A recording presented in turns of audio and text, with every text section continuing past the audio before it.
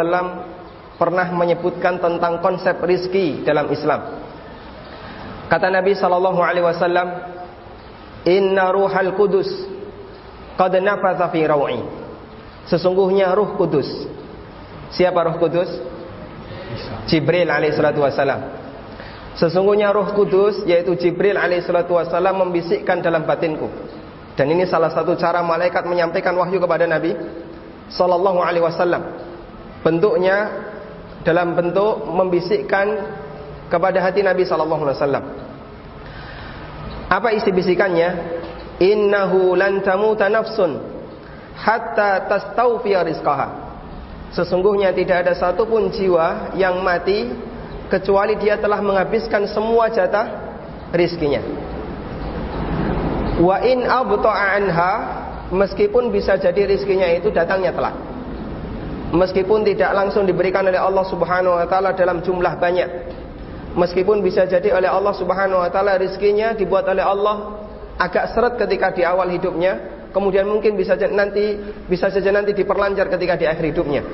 Wa in abta'a anha, meskipun rizkinya dibuat lambat. Kemudian Nabi sallallahu alaihi wasallam berpesan, "Fala tastabtiu anha."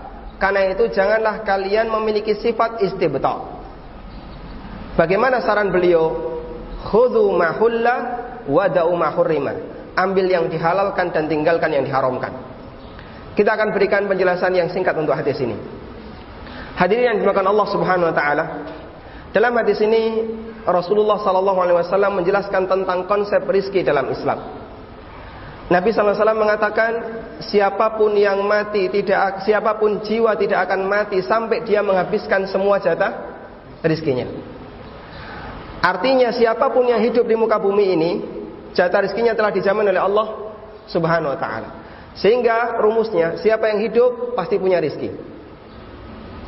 Karena itu kalau ada orang yang mungkin dia sudah sangat tua, sering sekali bolak-balik masuk rumah sakit, kenapa dia nggak mati-mati? Karena jatah rizkinya belum habis.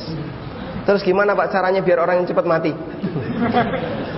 Kalau Anda bisa memangkas jatah rizkinya, selesai dia, selesai riwayatnya. Cuman kita nggak mungkin bisa memangkas jatah rizki manusia. Allah Subhanahu wa taala yang telah menentukannya. Sebaliknya, teori ini juga berlaku untuk orang yang kaya. Sehebat apapun penghasilan orang yang kaya, sehebat apapun uang yang kita miliki, sebanyak apapun harta yang kita miliki, tidak akan bisa melebihi jatah rizki kita yang telah ditetapkan oleh Allah Subhanahu wa taala. Sebagai contoh, ada orang yang dia bekerja siang malam tanpa kenal waktu, bahkan mungkin meninggalkan kewajiban ibadahnya, bahkan sampai harus nyikut kanan nyikut kiri mendolimi orang lain, bahkan dia harus bermain dengan dunia riba dan dunia yang haram. Dia membawa uang yang sangat banyak sekali, dia masukkan uangnya ke dalam rumahnya. Kira-kira kalau kita ditanya, apakah semua harta yang dia masukkan ke dalam rumahnya ini akan menjadi jatah rizkinya? Jadi jatah rizkinya atau tidak? Tidak, belum tentu ya. Terus jatah rizki siapa? Jatah rizki siapa? Mungkin kena orang lain, mungkin kena keluarganya, mungkin kena tetangganya, dan seterusnya. Kita sangat yakin sebanyak apapun harta yang kita bawa pulang, belum tentu jatah rizki kita. Bisa jadi jatah rizki itu kena orang lain, belum tentu semuanya milik kita.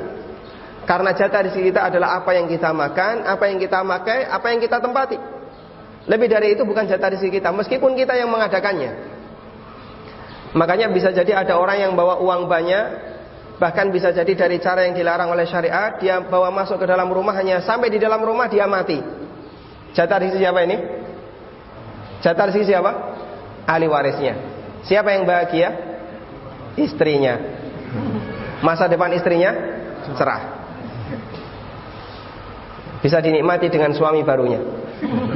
Cemburu nggak ini mayit? Hadirin dimuliakan Allah Subhanahu wa taala. Karena itu sehebat apapun usaha manusia, dia tidak akan pernah bisa melampaui jatah rizkinya. Baik dia orang yang miskin maupun orang yang kaya, teori ini berlaku. Bahasanya tidak ada satupun jiwa yang mati kecuali dia telah menghabiskan semua jatah rizkinya. Ada salah satu kawan saya yang pernah bercerita, Dia mengatakan, dulu rumah saya itu atapnya asbes. Kalau siang kepanasan, kalau malam kedinginan. Sekarang walhamdulillah saya sudah punya banyak rumah. Dia seorang kontraktor. Dan rumah yang saya tempati itu lantai 2. Rumah yang saya tempati memiliki dua lantai. Kemudian dia mengatakan begini, belum tentu setahun sekali saya naik ke lantai 2. Jadi paling kesibukan dia setelah di kantor, sibuk melayani konsumen, sibuk melayani proyek. Setelah itu pulang, ketemu keluarga, masuk kamar, selesai. Belum tentu setahun sekali naik ke lantai 2. Ada orang punya 5 villa, kira-kira terjadi enggak? Kepalanya tidur di villa A, tangannya tidur di villa B, kakinya tidur di villa C. Tidak mungkin.